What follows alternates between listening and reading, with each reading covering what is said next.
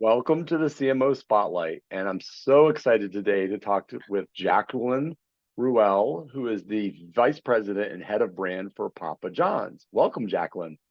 Thank you. I'm super happy to be here. This is going to be a fun one. I can't wait. I can't wait. So I wondered if we could just start the conversation.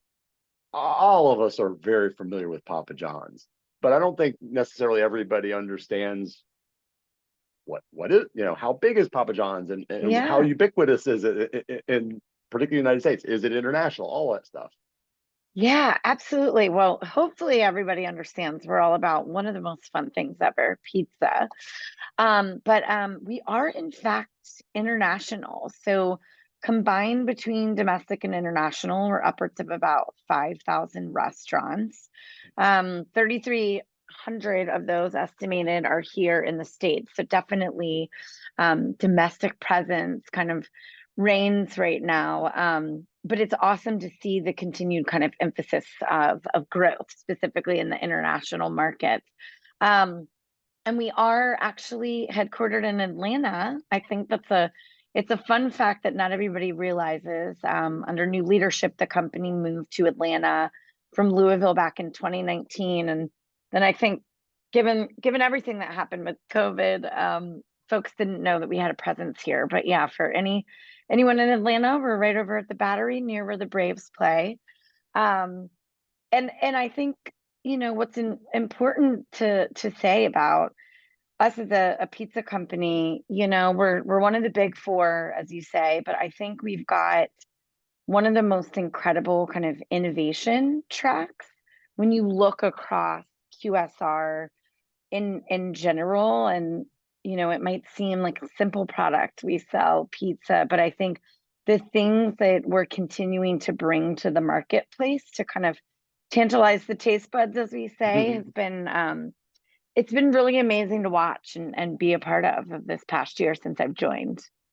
So not counting maybe delivery drivers, do you have a gauge on like how big Papa John's is in terms of number of employees or just size and scale ish?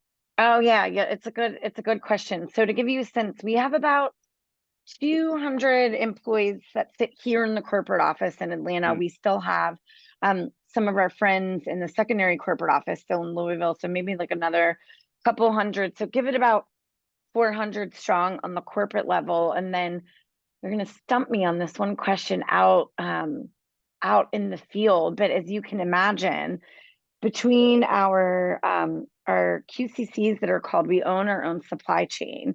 So Right. we've got Explain what three of those. QCC is.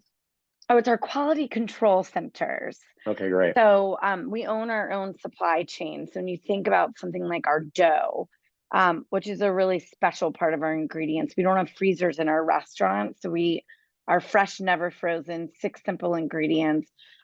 We've got these quality control centers that make sure that we are like delivering on that premium dough day in and day out.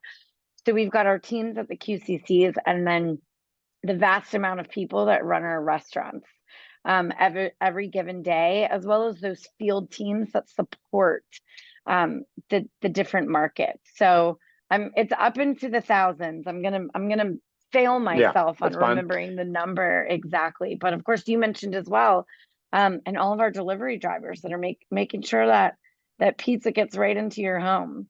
Yeah, so I know, I mean, you mentioned restaurants, but obviously a huge chunk of a restaurant's business, particularly in the pizza business, is about the delivery versus the dine-in experience. So Yeah. I'm guessing that that's even the delivery part of the business is probably, and you were in delivery before it was cool, through Oh, I'm COVID, glad you said it, right? Yeah, it's right. I funny. mean, obviously Yeah. COVID expedited delivery for a lot of companies that weren't natively in the delivery business, but you all have been in the delivery business since the start, right? Yeah, I like to say we're the OGs. Hmm. Um, we talk a lot about that. We were like pizza and like your local Chinese food restaurants are the Right. two that if you can remember, growing up, like that was the magnet on the fridge. It was the phone number you would call. Imagine that Hmm. you ordered a pizza over the phone. Although we still have customers that do that. And so I think delivery is still kind of a main mode, but we do have a fairly strong carryout business as well. I would also say with the proliferation of third party, the aggregators, and kind of that consumer behavior that shifted during the pandemic. Of course, that's another option as well. And we tend to see kind of skews to that younger customer also. But interestingly enough, like here in the States, our restaurants aren't dine in. So you can walk in Right. and carry out or get it delivered to your home. Some of our international restaurants actually have dine in Hmm. options, kind of based on the different kind of cultural appeal of how those customers kind of consume pizza in the different countries. So maybe one day over here in the States. Cool. Well, it's interesting because some restaurant brands have spent a lot of time and energy on an in-store dining experience, and that's Yeah. something you don't really have to worry about. You can focus more on both the carry out and the delivery Yeah. aspects of the business here in the States. There's something magical about the moment that you've decided it's pizza night and you're waiting for it to arrive and crosses the threshold and ends up on whatever table or counter. I don't know, maybe you're sitting on the floor. That kind of the pizza lands and it's like, what's going to happen next? Yeah. And I also be curious what percentage of your business is for like sports teams or things Oh, yeah. like where you order, 20 pizzas for a Oh, giant team or yeah. something. So I that's cool. All know. right. Well, so I'm curious about your title as vice president and head of brand. So I'm curious what that means in terms of your Sure. role and responsibility there. And maybe if you tell us a little bit about your team. Awesome. So, head of brand here is really all about our brand advertising. So, if you think about the way that the campaigns come together, I like to say a lot of times, like the places and spaces in which you see Mm, the brand come to life. So, look and feel from a content perspective. So, my team oversees all of the creative from the national advertising campaign that most people will see out in the world on TV down through digital social channels, even out into the local markets, what's appearing on window clings and point of purchase at the mm, register and on top of that pizza box when it comes into your house. So we kind of look at the whole kit, if you will, that comes together as we go out into markets. Additionally, given how digitally savvy our customer is, and that's the majority of where our orders come in, the social team reports up in through me as well. So seeing social as that front door is a way to interact and engage with our brand. Also, faster click into the digital ordering system for when we can appease them, right, and decide that we're mhm, the choice for their meal. So my team consists of brand managers that kind of support me on the overarching partnership with our creative agencies. And we really act, as we do inside Papa John's, it's a big liaising mm, with the integrated marketing and digital group. So kind of being the connection point to the digital team, the menu innovation team, to our loyalty team, and really making sure that the content is in support of everything that we're doing. We've got our social media team as well. So I know we were both speaking highly of our friend Josh Martin, who helms mhm. that team for us. You're And right. then we have a creative studio. So our internal creative studio team is made up, we've got 5 people on that team, including project management and designers that help to shepherd work that we make here inside Papa John's that is um, encompassed within the national advertising campaigns that our creative agencies are coming up with, supplementary in some instances, and they're really the driving force between all the content that we're delivering to our loyalty program, and that's reaching our Papa Rewards members as well. Cool. So I want to just talk briefly about your career, because you're one of those somewhat rare people that spent your almost entire Yeah. career from, I think you graduated from Virginia Wesleyan, where I think you were an athlete there. Yes. And then you worked on the agency side all the way up until this role. So I wonder if you Yeah. could just tell us briefly about how your career, path went to get to this Yeah. point. Definitely. So in college, I wrote sports and then features for my college newspaper. And so I thought I was on this journalism track. Mm-hmm. I guess like RIP print because little did we know how much that was going to turn. So I thought I was going to follow journalism track. I ended up taking a public relations course as part of a liberal arts study, and then fell into an internship role in public relations and realized I could marry up the art of journalism and just convince somebody else to tell the story for the Mm, brand or the product or whatever. So I was like, okay, I think I kind of like this better.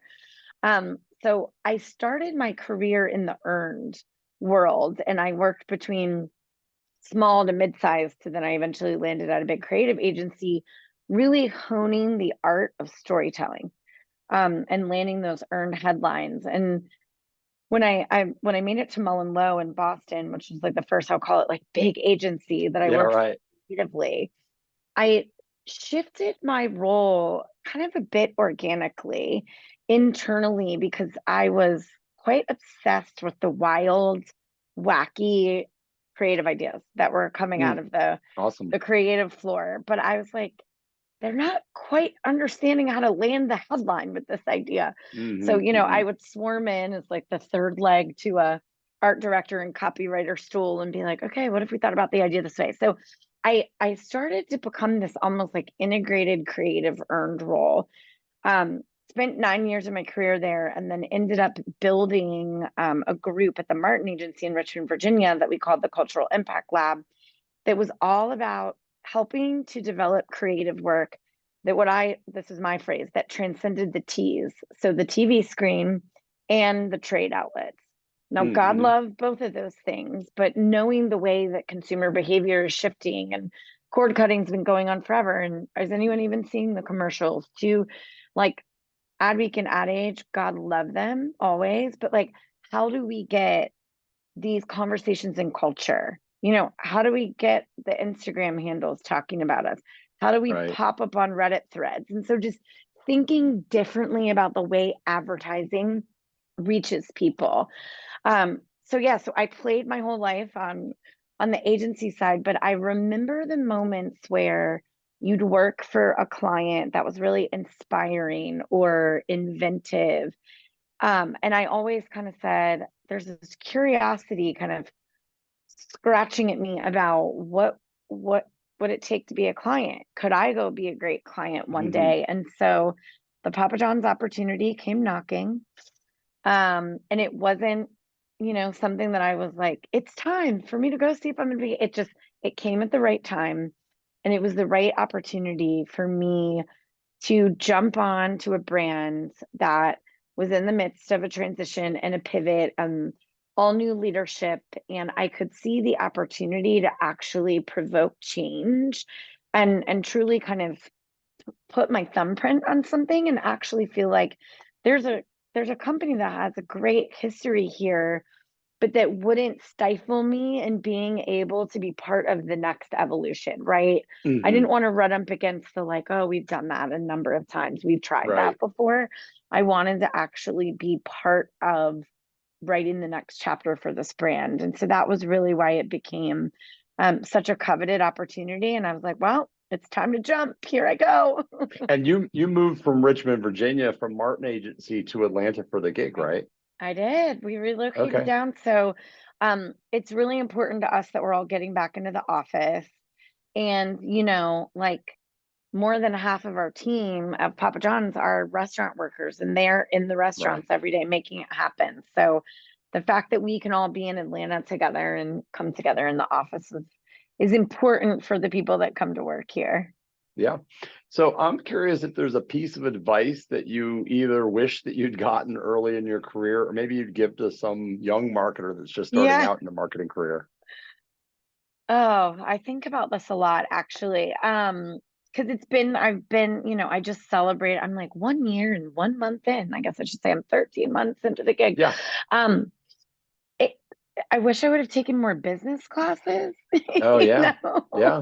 I don't have an MBA right now, but I think a lot of my lived experiences having worked agency side and being able to dabble across so many brands and categories has been quite rewarding and important. But I think um just understanding the nature of getting to like, I call it a lot. I get like the Gatorade dunk Mm, of the pizza business here. Not only is it corporate side, but we're like 85% franchise owned. So it's almost like a double whammy Yeah. of sharpening business acumen that, you know, I had really great clients on the agency side, and you can learn about the agency side of the business if you choose that path. But um, being able to get more fully entrenched on one brand, and I've also been trying to be a good client partner to my agency partners and make sure that they're along for the ride and understanding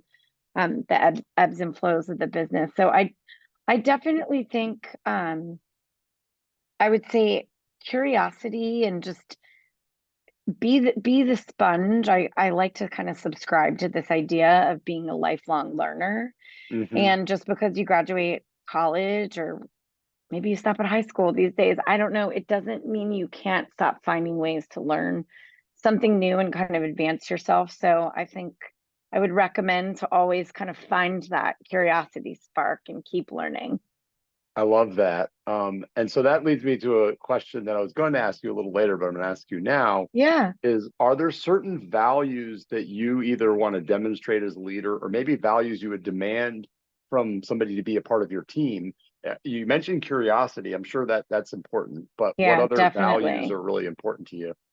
Um, I love this question. I think I talk a lot about being able to, there are things that you can show up and affect every day as people that walk into the workplace. So I talk a lot about like attitude and effort because as much as I can try to influence you every day, if you don't come to work with a good attitude and at least try, there's not much more I can get out of you. So I like to, that's kind of like the fire in our bellies that we have to find Hmm. ways to keep burning.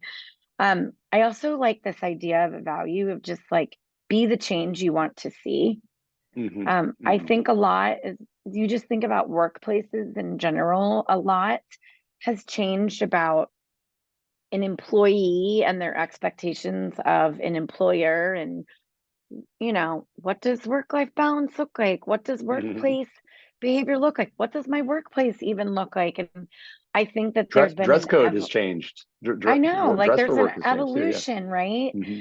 And so I think expectations have therefore shifted. And so I think there's a lot of, some of us maybe want to yearn back to be a little bit of what it was. And some people want to like provoke more change. So I just like the idea of like, if you want to be part of something that's moving and shaping and morphing, don't just talk about it, be about it.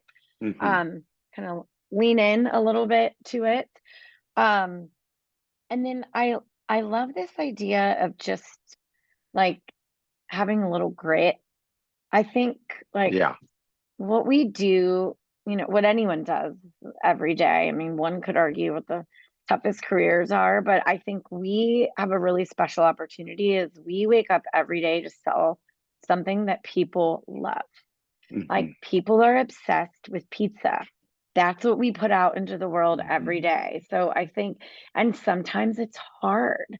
So I think just, coming with a little bit of grit, like giving it your all. It's the former athlete Hmm. inside. It's something that I like to live by is like seeing some of that grit and hustle, but also doing it together as a team.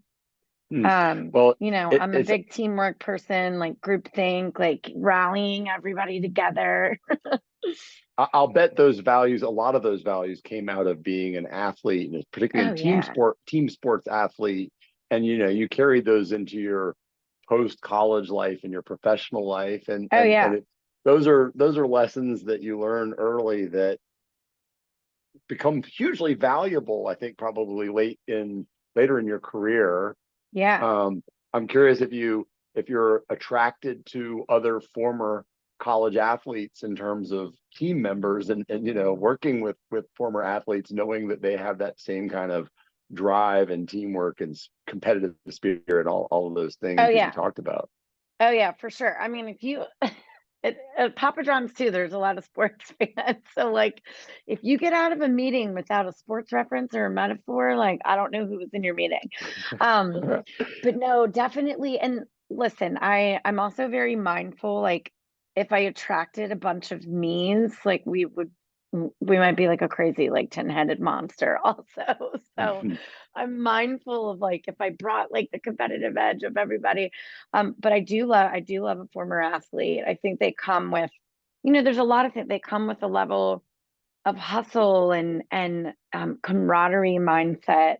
They're also usually good multitaskers. I feel like if you were a student athlete, like, and you needed to make it 3 or 4 Yeah. years, you were figuring out a way to balance it all.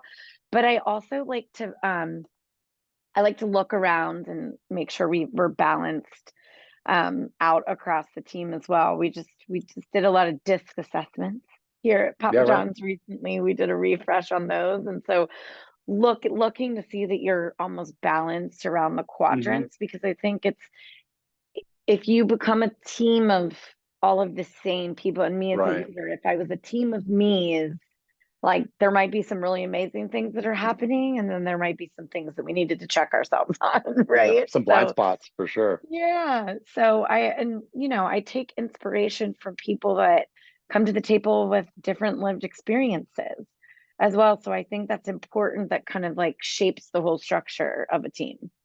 Absolutely. So I believe, Jacqueline, that everybody has a superpower, and I'm curious what Yeah. you think your superpower might be. I said a little bit of it a second ago. I think my superpower is, I'm going to use like a two word, like energy and kind of affection, in a way that like if you ask a lot of people about me, I think they'll be like, I don't know where she finds her energy from.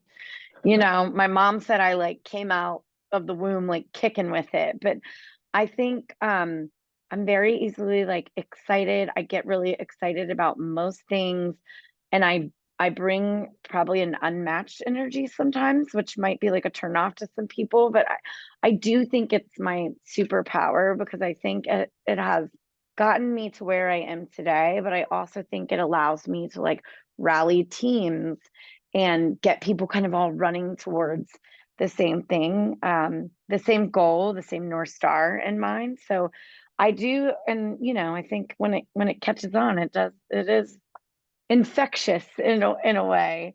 Um, I like to be someone that people like to be around. It's like Hmm. we have long days and hard work, and I think if you're like an enjoyable, energetic person, like sometimes that just like helps every challenge 100%. you're attacking. 100%. Yeah. Okay. So I want to switch gears a little bit. You mentioned how you work, that you have agency partners, and I know you spent Yeah. all of your career to this point at agencies. Here at Setup, we're marketing matchmakers, and that usually means that we're working with marketers to connect them with the best agencies that maybe can fill gaps in either capacity or capability. And so we're not on the agency side, we're not agencies, we're not on the Yeah. client side, we're not a brand. We sort of live in that space in between, which gives us, I think, a little bit of a unique perspective on that client agency relationship. We do Hmm. an annual marketing relationship survey to understand that client and agency relationship. And so I'm curious, just from your perspective at Papa John's, or maybe even in a previous life on your agency side, just how do you go about working with agencies? What's your Yeah. philosophy on that? Um, I love your job, by the way. I feel like you actually sit in one of the most interesting places that you could be in our Thank you. marketing Yeah, world. I know you get to kind of like see it I from love all it. the It's realms. so much fun to live in It's that so space in fun. between. Yeah, Like in my next life, I would like slide into the middle. yeah, yeah. Um, yeah, so I think what's exciting, which was felt like I got to bring a little bit of home with me, since I spent so much time on the agency side, is that I do get to oversee our agency relationships as part of the gig here at Papa John's. And um, we're a bit of a lean and mean team here. So the agencies are in fact an extension of our team. And I Yeah. think for a long time, and this was actually probably, I spent a long time working on the JetBlue brand, and they Mm, were such a thoughtful brand with words and how we were not a vendor, we were a mhm. partner. And so it is little nuanced things that I remember they did early on in the relationship when they had hired our agency to work with them that I'm always very mindful of using. And I do think that the best agency client relationships are forged in partnership. It's, Right. and they Right. don't always happen that way, right? No. And I think the agencies that embrace the opportunity to be a true extension of your team and they ask the great questions and they want to get smart about your business and they um you know bring you things that will provoke your way of thinking and they're one step ahead of the curve. I mean, I think all of those things are awesome, but I think you've got to build the relationships on the back of some very like open door, level set the playing rules for communications, have those candor fueled conversations, right? I think if you can put candor at the forefront of any conversation you're having with one of your partners, I think it will go a long way, Hmm. especially like when I need to make the call to be like, oh, we got to pull back the budget or we got to make a pivot. Yeah. And that the grind it's going to send to the other side, also because I lived it, Yeah. Right. Right. Right. and Right. Right. understanding. And so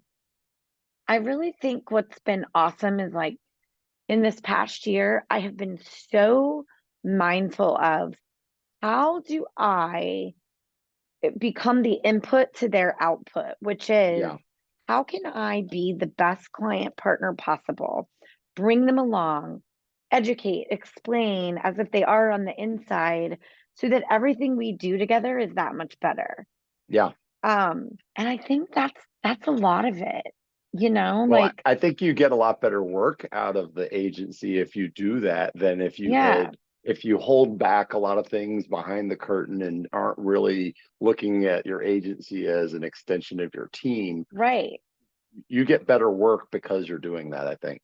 Absolutely. And listen, I mean, the stuff that we get to do together, not that the other stuff isn't fun, like we get to do a lot of the fun stuff. Yeah. We're traveling together, we're going on a shoot together, we've got all this behind the scenes magic that happened that nobody sees when they see the TV spot, but that's the stuff we all remember. And so I think that there's such great grounds for camaraderie and just relationship building that I think it's really important to just lay the foundation from that at the outset Yeah. and to So remember to have fun together. like we're spend a lot of our working hours interacting with each other and you I might as well know. enjoy that because. Absolutely. So I'm curious, are there certain marketing functions or certain disciplines of marketing that you feel are really crucial to keep in-house? And then are there certain Oh other yeah. disciplines or functions that you feel the value of having an outside perspective is more Mm. important? It's a great question. It's one over the past year. I'm like, should I build more of that in now? Should I keep it? Um, I do think that no matter what, and there's some fantastic brands that have built up their in-house studio. I think the value of a third party perspective should always be necessary. Hmm. I will say that. And there's some brands that are maybe never going to go hire an agency and they're starting to fold more in.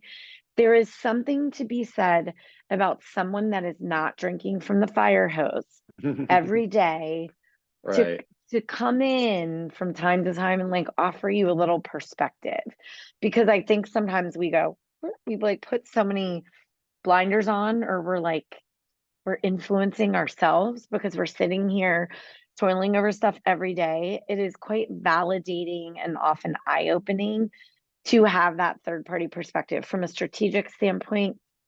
I think from a creative execution standpoint, like hands down, I would say agency work, like for sure, like share some of it with the creative agencies of the world. Like that was what they were built to do. Yeah. Which is why I think we have a good blend here. We've got a good balance of some like hard hitting below the line work that can be done here within our studio, but that all falls out of kind of a larger connected national conversation of like what we're trying to do to drive the brand forward. So I guess I would say I think it should be a bit symbiotic, if you will. Mhm. I will say on the social side of things, if you think about the evolution of like community management, right? Like for in the beginning, there were some of Yeah. these shops like, let us manage a brand. I do think there's something to be said about the community management coming back in house. Yeah, And yeah. I'm not talking like there's like the customer service side of it that's like my pizza's Right. late, there it's My the wrong pizza order. Like, wasn't right. Yeah, yeah, yeah. but Right, I right, right, right. think that's where I think the in-house value of like being here, hearing what's going Yeah. on, being able to move a little bit quicker and flex, especially in this nature of Mhm. real-time cultural buzz marketing. I do like thinking about like building that team up bigger from the inside. Because I think Yeah. that's the way you get to things a little bit quicker, and it could be supplemented with an agency for sure, but like I do think that's an area that could be like better bolstered from the inside. Yeah. Okay, so I was gonna ask you a question about demonstrating the value of marketing to non-marketing functions, but I don't, given that marketing is such an integral and crucial part of Papa John's and probably Mm, any major, you know, QSR or restaurant chain or pizza, particularly pizza. I mean, marketing is a huge part of everything that you do there. So what I really want to ask you is if there's a campaign that you worked on when you were back on either at Papa John's in the last year and a month or two, or even in a previous life, there's a campaign that you worked on that taught you something really important, either because it was a flop and you learned a valuable lesson that you just had to yeah, learn, or it was a huge success and it's something you might like to emulate again in the future. I know this is such a good question. I have like my darling, my favorite campaigns. Maybe I'll give you one of each if that's cool. Okay, great. Um, so in my prior life, there was a campaign I worked on for American Greetings, and it was anchored in Mother's Day. It was called World's Toughest Job. Mm, And it's like throw it back to before everybody was like, humans are a goldfish and they will only watch something for 6 seconds or less because we produced a 4-minute film that went viral somehow. Um, that campaign in and of itself, we had a brief of, we needed to sell more cards for moms on Mother's Day, right? And so we kind of took the brief home over a holiday weekend and the creative team came back and we kind of had what the client asked for, but in true creative fashion, they were like, but we thought about something bigger and it might require more money, but they brought this idea to the table and it was such one of those light bulb moments in the room, and we could tell we were getting the client excited. Um, but it ended up being the first kind of quote unquote national campaign that we were doing for the brand. And so the belief was built up inside the agency, as it often is, like, this is going to be the best thing ever. yeah, Oh, it's going to be so big. Da, da, da. And like, we're not questioning ourselves, like, are people really going to watch like a 4-minute film? Do we think this? Um, and so I was so nervous mm, about whether or not it would catch on that we decided to go really far in advance of Mother's Day because I was like, we're going to need to pivot if this thing doesn't stick. yeah, So we started putting the story out to the press 4 weeks before Mother's Day, which now actually, if you look at the trajectory of news, like that's actually when everybody starts talking about it. But we were, at the time, maybe we didn't have all the tools that were telling us that. And so we put it out in the world 4 weeks early and it caught fire in 72 hours. mm, And it was one of the most beautifully unexpected things because since we thought it was going to take so long, all of a sudden we're like, okay, I think we just caught a little bit of lightning in the bottle. Like, how do we continue yeah, to foster this and grow it? And it went on to win like amazing awards and trending charts and everything that year. But I think it was just a good lesson in like where skepticism meets like a smart that we didn't even know we were deploying at the time, right? Like, okay, give yourself enough time to put it out in the world. I don't know that that video would like work today in today's Mhm. landscape with the length and everything of it, but it was a really nice journey of also like the trust that we built with that client along the way, just to like dare step the process, educate, explain, to be able to put that out in the world. So that was like a happy surprise, um, I would say. And then there's been so many, I mean, the beautiful thing about QSR at Papa John's, I've been able to do a ton of campaigns out in the world. I'd say here's the one that I want to celebrate for Papa John's. And it was a hard one.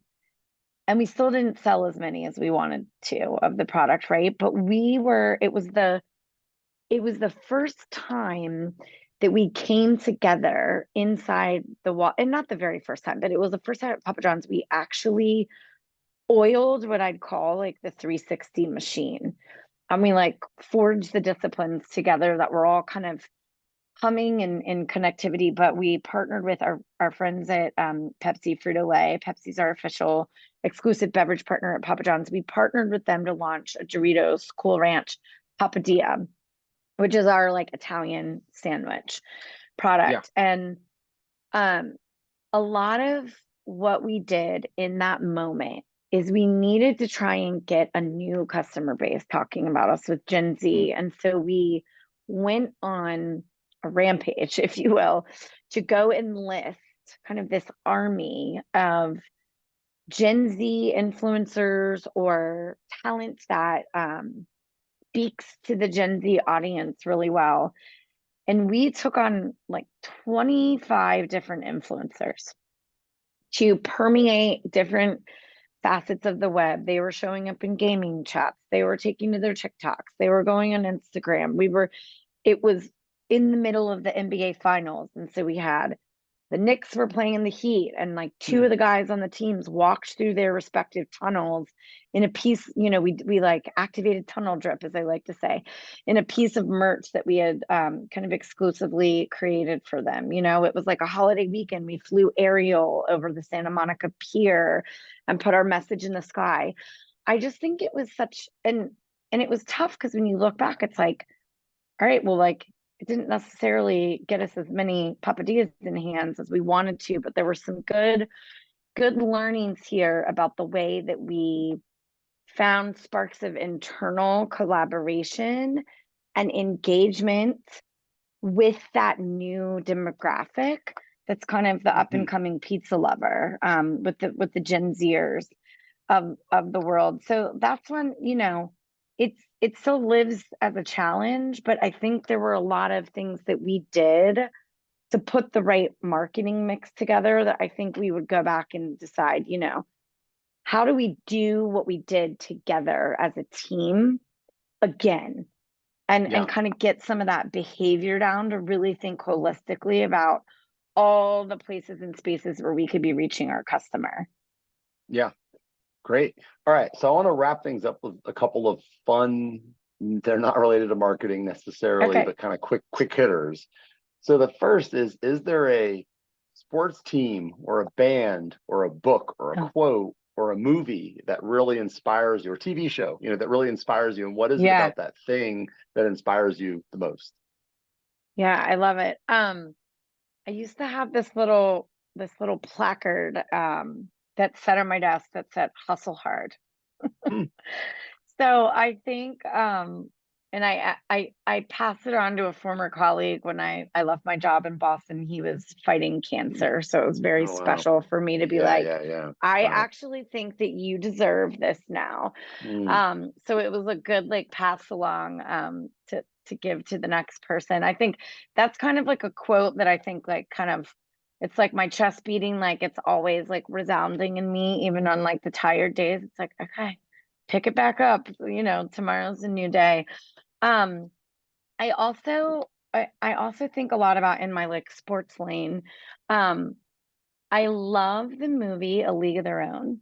There's Mm. a million quotable quotes, but I think the sentiment of that story, I think the game you think Dottie's left and then all of a sudden she's like back behind the plate. Like that kind of embodies me to a T, not only because I also played softball, but like it just speaks to me. And there's a bunch of different themes and metaphors in that movie that I feel like applies to, office life and bringing people together. And like I said before, kind of unifying as a team.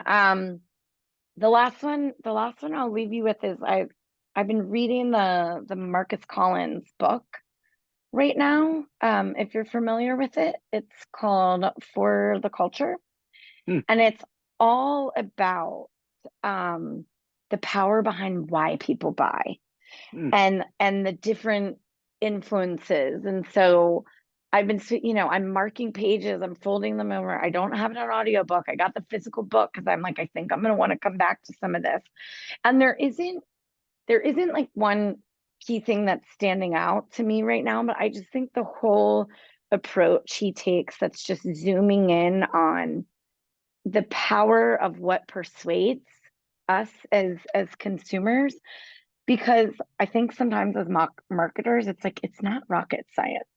There's hmm. a lot of things that you can look at and understand out in the world to understand how that moved a group of people. So I like the book. He's been unpacking a lot of iconic campaigns, where he's got a little bit of the underbelly of the story of how it came to life, which is always fun factual learning. And I know he's been on tour and he's a great follow on LinkedIn as well. So I'm Hmm. always subscribing to what Marcus is saying. Well, we'll link to the book in the show Oh notes when yeah, we please publish. do.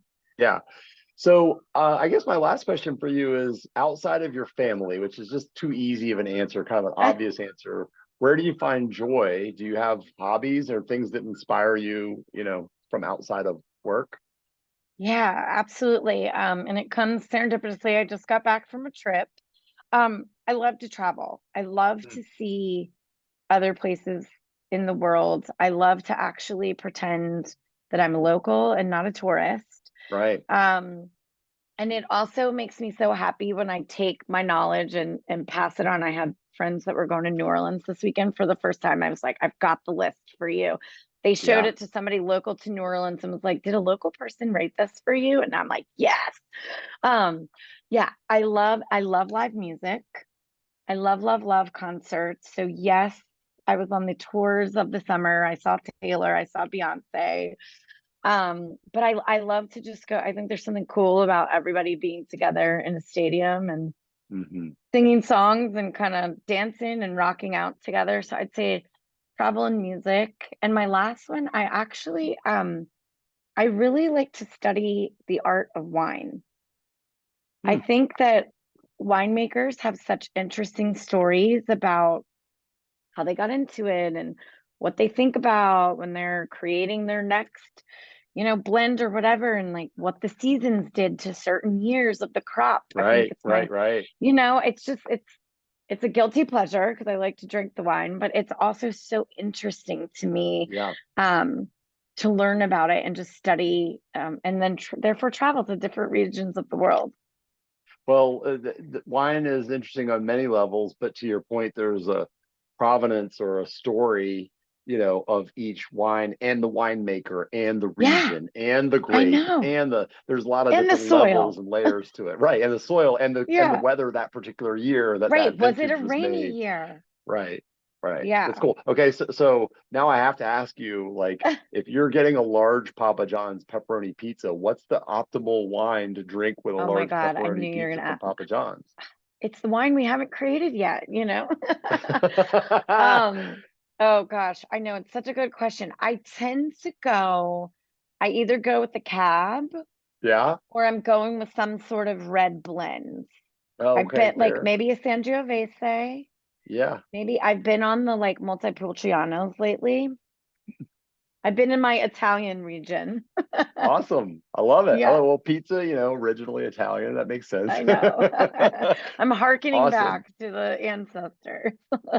Well, so Jaclyn Ruelle is the vice president and head of brand for Papa John's. Jaclyn, this has been such a joy to have this conversation with you. It's been so fun. How could we not make it fun? Oh, it was great. Thank you. Thank you so much.